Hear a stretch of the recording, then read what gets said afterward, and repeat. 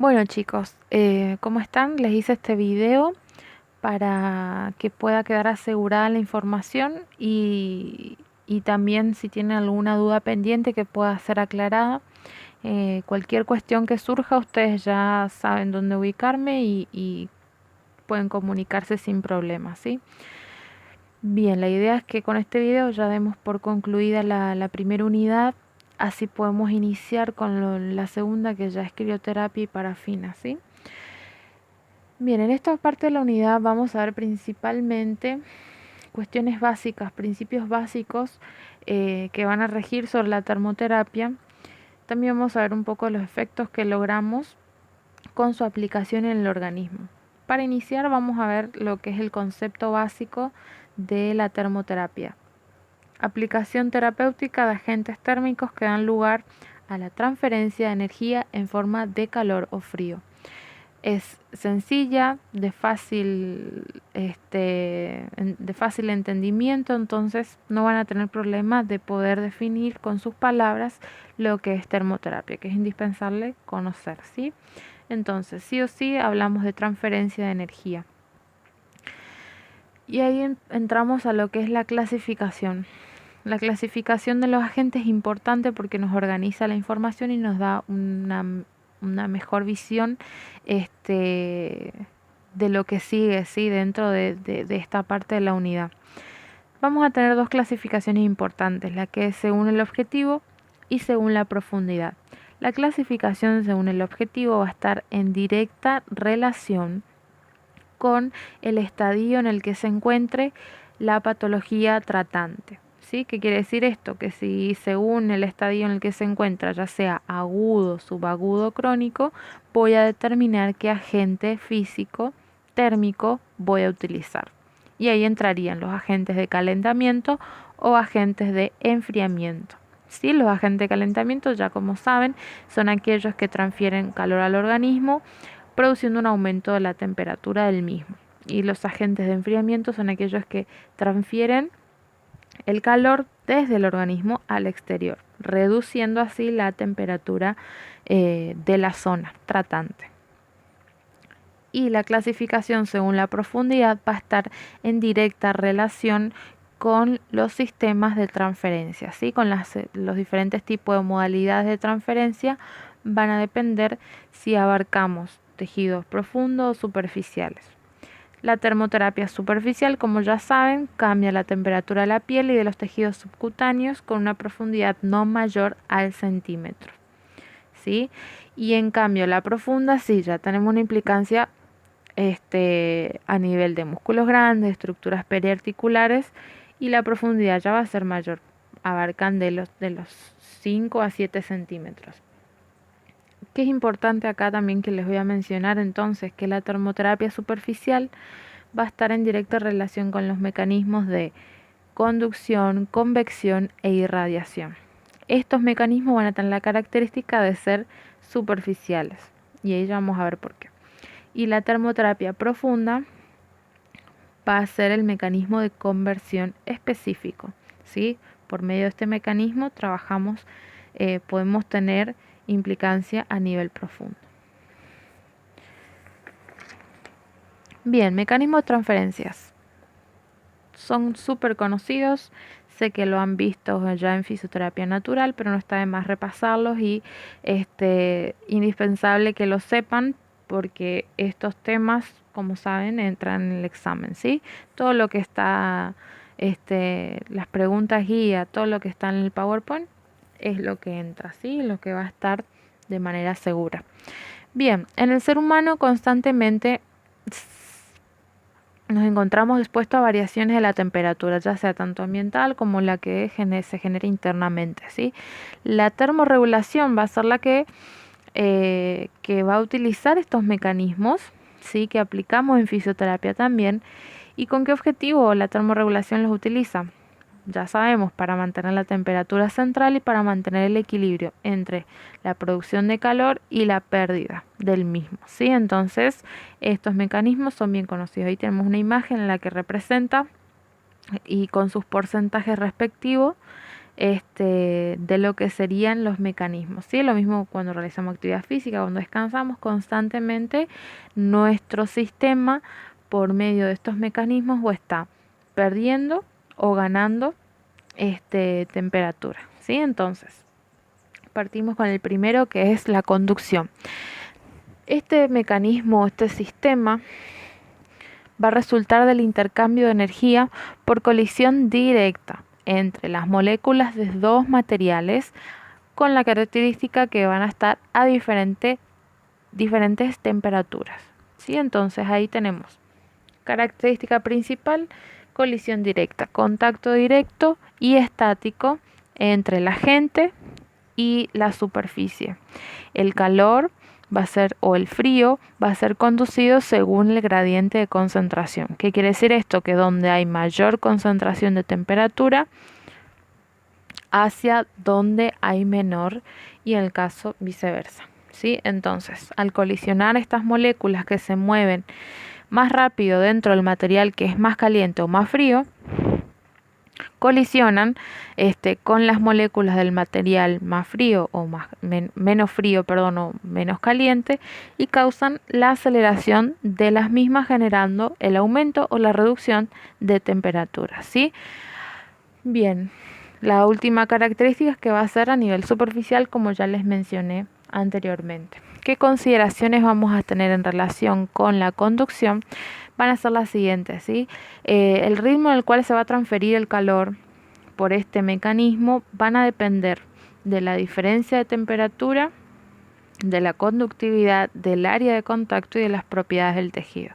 Vamos con la primera. La diferencia de temperatura es indispensable para lo que es la aplicación de estos sistemas, que haya una diferencia de temperatura. Entonces, cuanto mayor sea la temperatura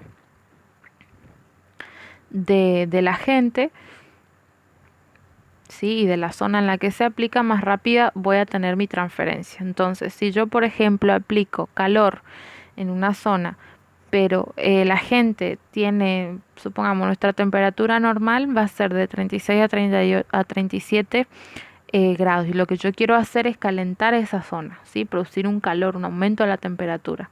Si yo aplico una bolsa de agua caliente y esa bolsa de agua caliente está a 38 grados, un grado más de lo que está el cuerpo, la zona a tratar, el aumento o el paso de energía no va a ser ni rápida ni considerable, ¿sí? Porque no vamos a tener grandes efectos con ese grado de calor, ¿sí? Entonces es indispensable que considerablemente el agente genere calor, y también tenemos que cuidar que ese calor tampoco no se exceda, que no sea tan elevado, porque si no nos puede causar quemadura. Y lo mismo pasa en el caso de la aplicación de frío. Entonces, no es la aplicación tan baja ni tan alta, ¿sí? Tenemos que estar en una aplicación intermedia, un ritmo estimativamente, rápido, pero tiene que ser seguro. Si entonces, si la gente va a estar unos pocos grados más, ¿sí?, que la temperatura del paciente, el calentamiento va a tardar más tiempo y ahí perdemos tiempo de sesión. Si la temperatura es muy alta, generamos un daño, ¿sí?, una molestia y una quemadura en consecuencia. Entonces, importante es saber dosificar y conocer el agente, ¿sí?, para determinar el tiempo, la sensación, el aspecto, ¿sí?, y demás. Entonces, sí o sí tenemos que conocer y aprender a dosificar, y es lo que vamos a hacer durante el cuatrimestre. Otra característica, la conductividad térmica. Materiales tenemos con diferentes grados de conductividad, ¿sí? Hay materiales que tenemos mayor y otros menores. Por ejemplo, el metal es un gran conductor térmico. Es una conductividad, tiene altísima. Entonces, cuando aplicamos calor, debemos cuidar que no haya en la zona próxima a tratar, no haya ningún metal. Por eso es la precaución de retirar todo material metálico de la zona. Después tenemos el agua. El agua tiene una conductividad térmica moderada, que es el principal elemento que utilizamos en esta modalidad de agentes térmicos, ¿sí? Y después tenemos el aire. pero el aire tenemos una conductividad sumamente baja y los efectos que genera son muy, muy bajos. Entonces, la modalidad preferida y más utilizada es el agua. Entonces, en general, los agentes de enfriamiento y calentamiento van a estar compuestos de este tipo de conductividad térmica moderada y entonces esto nos beneficia a nosotros. ¿Por qué? Porque proporcionamos una tasa de transferencia segura y eficaz. Sabemos que al aplicar vamos a tener conductividad y vamos a tener absorción y vamos a tener un efecto. ¿Sí? Lo único que vamos a tener es cuidado con respecto a la aplicación y la dosis y demás. Área de contacto. Sabemos que cuanto mayor sea el, el contacto entre el área y el agente, mayor transferencia habrá. Entonces, el área, cuanto mayor área y cuanto mayor tamaño tenga el agente que vamos a aplicar, va a ser directamente proporcional a la transferencia. Entonces, por ejemplo, yo tengo un dolor en zona lumbar y quiero aplicar un agente térmico, ¿sí? Quiero generar un aumento de temperatura en la zona y tengo dos posibilidades. Justamente dispongo de hacer un baño de inmersión con hidromasaje o tengo una bolsa pequeña para colocar agua caliente, ¿sí? O una de esas bolsas de hot pack, ¿sí? Entonces, ¿qué voy a elegir? Teniendo en base esta teoría que nos menciona que cuanto más área de contacto abarque y el agente abarque mayormente el cuerpo y mayor efecto voy a tener, entonces obviamente voy a tomar elección por el baño de inmersión si lo dispongo, claramente. ¿Por qué? Porque más rápido va a ser la transferencia y mayor va a ser mi resultado. Ahora, si dispongo solamente de la bolsa, obviamente voy a elegir eso, ¿no? Pero es una comparación para que ustedes puedan entender el concepto en relación a área, ¿sí? Otra cuestión que vamos a tener es las propiedades del tejido. Sabemos que nuestros tejidos presentan baja conductividad térmica, funcionan como aislantes. Igualmente, las propiedades térmicas van a depender del contenido de estos tejidos, ya sean lípidos, en proteína y en agua. Entonces, la conductividad variar según el contenido. Músculos, sangres, tenemos gran contenido, sabemos que ahí son buenos conductores, entonces tenemos una buena respuesta a la aplicación. Otra cuestión que vamos a tener en cuenta que si se interpone aire en la transmisión, vamos a tener reducción de la conductividad. Entonces, supongamos que voy a aplicar y hay aire de por medio, primero el calor se va a transferir al aire y del aire se transfiere a la piel. Entonces el efecto va a ser muy, muy bajo, así como les mencioné en el ítem de conductividad. El agua es lo ideal, ¿sí? Otra cuestión que acá no está mencionada el power y que vamos a tener presente es que el ritmo del aumento de la temperatura va a reducirse en proporción a grosor. Entonces el ritmo de aumento de temperatura va a ser indirectamente proporcional a la profundidad. Mayores resultados por conducción van a ser a nivel superficial. Si queremos a nivel profundo, ya les dije, vamos a utilizar otro mecanismo, que va a ser en este caso el de conversión.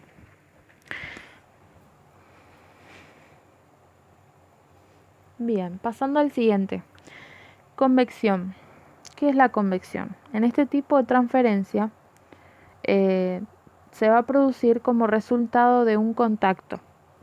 Va a ser directo, pero con la característica que predomina acá en este tipo, que es que va a ser dinámico, ¿sí? Entonces, hablamos que el medio circulante va a estar en movimiento, ¿sí? Pero continuamente en contacto con el cuerpo o la zona a tratar. Sí o sí va a haber diferencia de temperaturas, porque sí o sí para transferir tiene que haber una diferencia, pero nuestro agente va a estar en movimiento, ¿sí? A diferencia de la conducción, ¿sí? Entonces la transferencia por este tipo, que es la convección, a través de aire o agua, vamos a tener mayor efecto, ¿sí? que que en el que conseguimos por la conducción, ¿sí? Eso nos menciona la bibliografía, ¿sí? Nos comenta que hay mejores resultados, considerando si es el mismo periodo de tiempo y misma temperatura inicial, ¿sí? Tenemos, así como el ejemplo mencionado anteriormente, el baño de inmersión es una muy buena opción y tenemos mejores resultados, ¿sí? Porque hay mayor, y si tenemos el movimiento de la gente, mucho mejor, ¿sí? Cuanto más rápido se va a mover el agua, más alto va a estar el ritmo de transferencia. Entonces ahí tenemos mejor resultado que si está de manera estática, inmerso la zona a tratar, ¿sí? Aunque los líquidos y gases de nuestro organismo, una parte se transfieren por conducción, una gran cantidad lo hace también por convección. Y esto tenemos un claro ejemplo de la sangre circulante en el cuerpo, ¿sí? Transfiere calor por convección para reducir cambios locales en la temperatura del tejido. Entonces, por ejemplo, cuando nosotros aplicamos un agente térmico sobre una zona del cuerpo y se produce este cambio local, que es un aumento en la temperatura, la circulación va a estar moviendo continuamente la sangre caliente fuera de la zona, trayendo sangre más fría, para así devolver y mantener un poco dentro de los parámetros normales, ¿sí? Al organismo, a la zona, y evitar que se genere daño, quemaduras, ¿sí? Entonces, este sistema automático de enfriamiento fisiológico reduce el impacto de la aplicación de los agentes, ya sea, en este caso, de ejemplo, de calentamiento. Y lo mismo pasa con cuando aplicamos frío. Así que esto lo vamos a especificar a la parte de crioterapia en otro video. ¿Qué ejemplos tenemos de convección? Las bañeras de hidromasaje, la fluidoterapia, vapor, sauna de vapor, ¿sí? Etcétera. Irradiación. Ya nos queda poco. La irradiación va a ser en este tipo de calentamiento, implica la transferencia de energía en forma de ondas electromagnéticas a través del vacío, ¿sí? Acá indiscutiblemente no es necesario que el agente esté en contacto directo con la superficie, sino que las ondas invisibles a nuestro ojo se transmiten por medio del vacío, ¿sí? Entonces, no necesitamos contacto ni medio de acople, pero sí necesitamos determinar y tener presente determinadas características que van a efectivizar la aplicación de este tipo de agentes. La lámpara infrarroja es un claro ejemplo, ¿sí? Estas características que acá están mencionadas, como la intensidad, el tamaño de la fuente, la distancia, el ángulo, van a estar desarrolladas de manera profunda en la tercera unidad, ¿sí? Que es lo que vemos de radiaciones paralumínicas. Ahí les voy a explicar lo que es el funcionamiento de este agente, de estos agentes, ¿sí? De irradiación, de manera más profunda. Acá solamente nos enfocamos en que es una transferencia por el vacío en forma de ondas electromagnéticas. No tienen que estar en contacto y es uno de los mecanismos principales del organismo, ¿sí? Ya sabemos que el organismo los utiliza a todos menos el de conversión, pero este es uno de los principales, ¿sí? Los más importantes.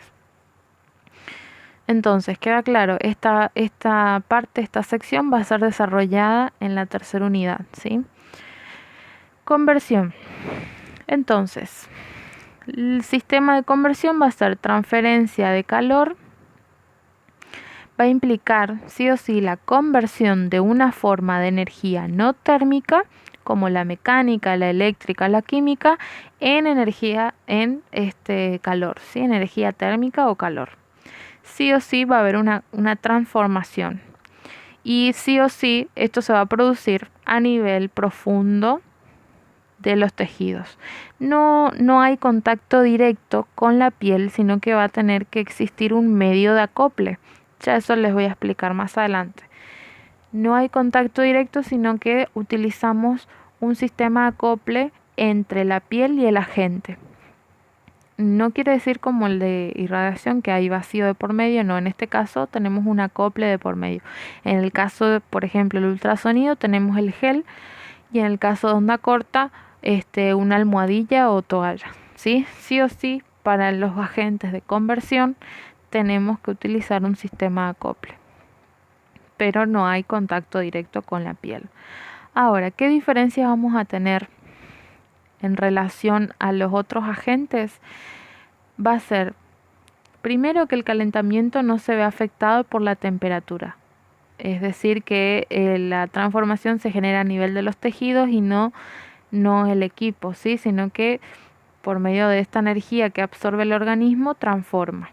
Y el ritmo del aumento de la temperatura va a depender de determinados factores como ser el tamaño de la zona, el tamaño del equipo, y esto engloba lo que sería, puede ser un equipo pequeño, pero me refiero a lo que es forma de cabezal, tamaño de cabezal o de electrodos. El sistema de acople correcto, el tipo de tejido en el que estoy trabajando, y también tenemos una característica que no solamente nos genera calor, aumento de temperatura, sino que tenemos otros efectos fisiológicos aparte, directos. Así que eso lo vamos a ver en la última parte de la materia. ¿Sí? Vamos a ver los agentes que trabajan por este sistema. ¿Sí? Pero lo importante acá saber es que es una forma de energía, ¿sí? Que no es térmica, que se transforma en calor, ¿sí? Entonces un ejemplo claro es el ultrasonido. El ultrasonido nos emite ondas sonoras, ¿sí? Es un tipo de energía mecánica que al aplicarla con el sistema de acople, que es el gel, ¿sí? Con una determinada dosis, nos va a provocar vibración de las moléculas en el tejido, generando fricción entre ellas, con el consiguiente producción de energía cinética, logrando el aumento de la temperatura. Entonces, aparte, además de generarnos calor, el ultrasonido tiene otros efectos que después vamos a ver en la unidad de ultrasonido, ¿sí? Pero no quiere decir que solamente genera aumento de temperatura, no, tenemos más cuestiones que ver. Cuando aplicamos, por ejemplo, diatermia, que es onda corta, una forma de energía. ¿Cuál es la forma de energía, perdón, de este caso? Electromagnética, ¿sí? Con predominio eléctrico. Entonces, provoca mecanismos dentro de los tejidos de desplazamiento-conducción, lo que nos va a generar un movimiento browniano y en consecuencia el aumento de la temperatura. Entonces, no transmite, entonces acá no es importante, o sea, y no existe la diferencia de temperatura porque el tejido es el que lo produce, ¿sí? Bien, siguiendo, voy a esperar en que se me tilde, ahí está. Siguiendo entonces, con lo que es respuestas fisiológicas, vamos a tener diferentes cambios a nivel, ¿sí? Entonces vamos a tener 3 niveles, 4 mejor dicho, cambios a nivel celular. Vamos a tener como respuesta a la aplicación de calor, ¿sí? O de frío, vamos a tener diferentes reacciones según el estadio en el que se encuentre la patología, ¿sí? En casos de que tengamos un estadio agudo, lo que va a hacer es que nuestro metabolismo se va a disminuir, y en el caso de un estadio crónico, nuestro metabolismo va a aumentar, ¿sí? Entonces, hasta un determinado punto de nivel de calor o frío vamos a tener efectos positivos. Una vez que sobrepasamos esos niveles, ya generamos daño permanente, ¿sí? Entonces, mucho cuidado con la dosificación. Como ya les repetí, es importante y lo vamos a aprender durante y el avance de las unidades, ¿sí? Entonces, ¿qué efecto vamos a tener? Aumento de la captación de oxígeno, aumento de consumo de nutrientes, aumento del proceso de trófico tisular, eliminación de toxinas, desechos metabólicos, ¿sí?